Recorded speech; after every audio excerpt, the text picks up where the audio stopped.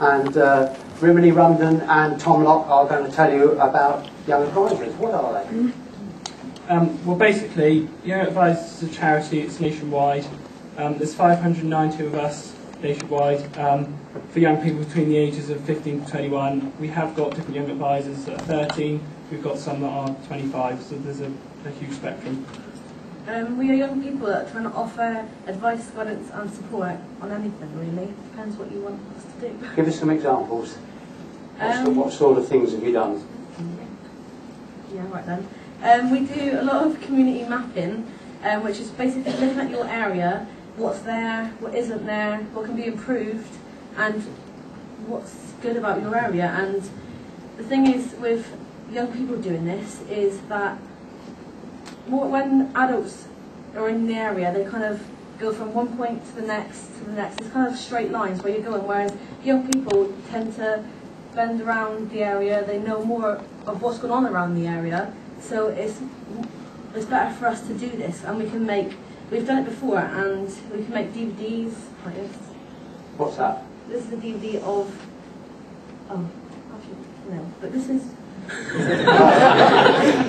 Is this those words we can't say? No, we can make DVDs on like what's going on in the area, what can be better, so we can show it to people and document it really. And what is that you're flashing at us? This is participatory budgeting. God, give her a clap. I know councillors who can't say participatory budgeting. One of the other things that we're hoping to do in West Somerset is what some of the Young Advisors up near Wakefield have done. Is there's a document here, a Green Post strategy document. It was 120 pages, it's now 40.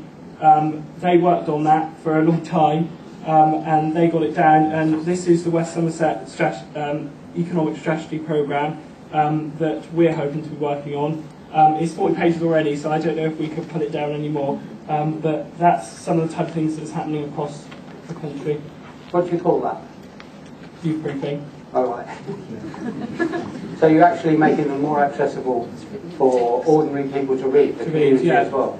The community, I mean, I know in this one here before there was a lot of jargon that, you know, people in the community who don't have the knowledge that councillors have, all the jargon that they have, and it's just taken out really, so normal people can just read it. Any other successes you want to tell us about, or things that you do?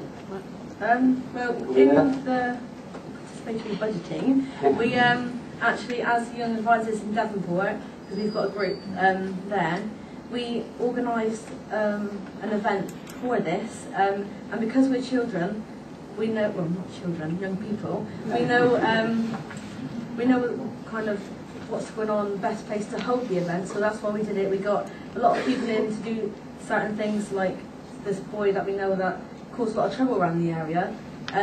He come in and we helped him, and he helped us out really, because we'd done a lot of DJing, because he was kind of into that thing, and it kind of showed him that he can be helpful in the community, and it turned out to be a real good success actually. Lots of people will say, oh well, you're good kids, we can get good kids to do things any day.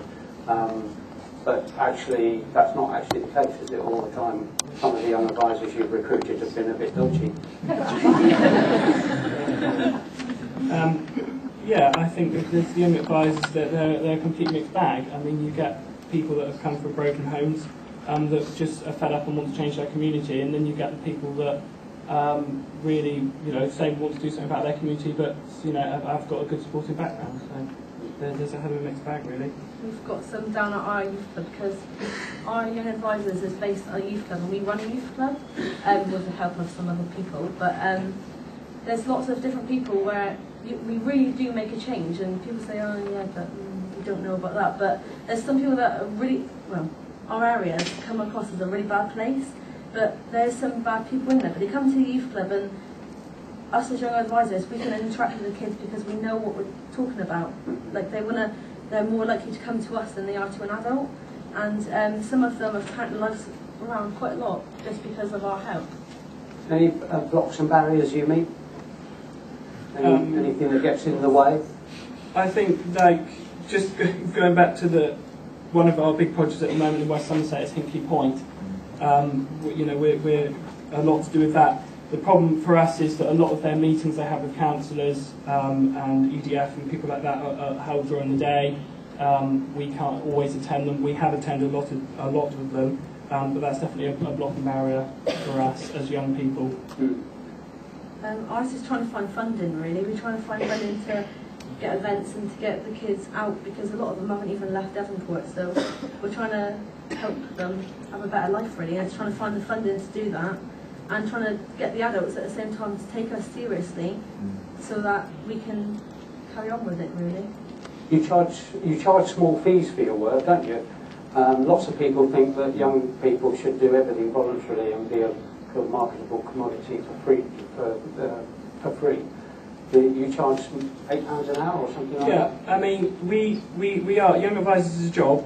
Young people, I think that young people wouldn't take their work seriously or learn the skills that are needed or be expected to do the work or have a real effect on the community if they're not paid, but if they're not respected in the sense that, you know, you're all paid, or a lot of you are paid for what you do. Councils are paid for what they do, consultants are paid for what they do, so why can't we be paid for what we do? We're having just as much effect on the community as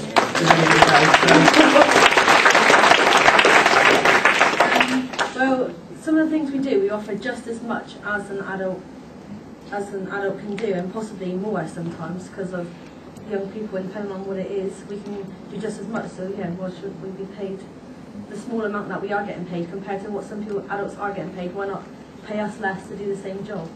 Oh. You just put a lot of people out of work.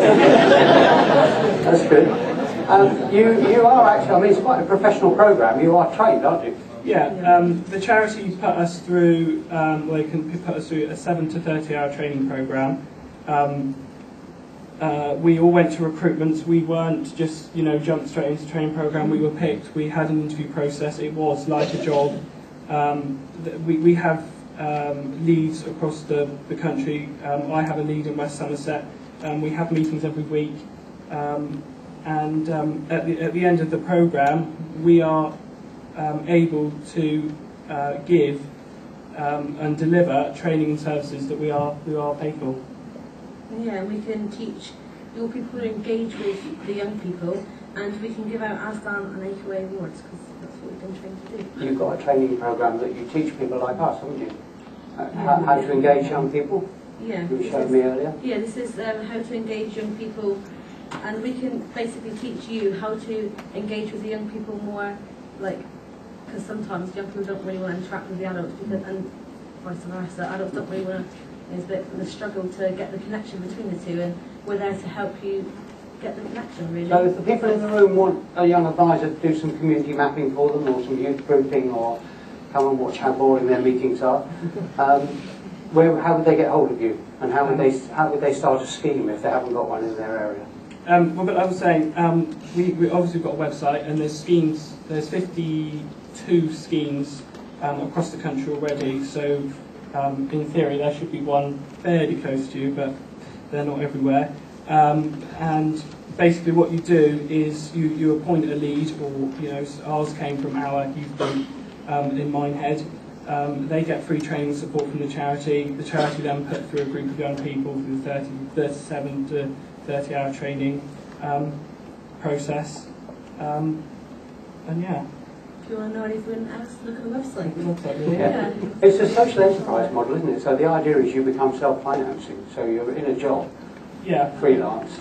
I mean, basically, we had £20,000 from West Somerset Council to fund the first year fully, and then it gradually goes down over 3 years. And the objective is to become self-funded. So if we get a lot out of EDF, which we hope to, you know, that money will then go back into the account, and then we can still be paid, and future young advisors can be trained, and it's all self-sufficient instead of just relying on councils and government for the funding. Right.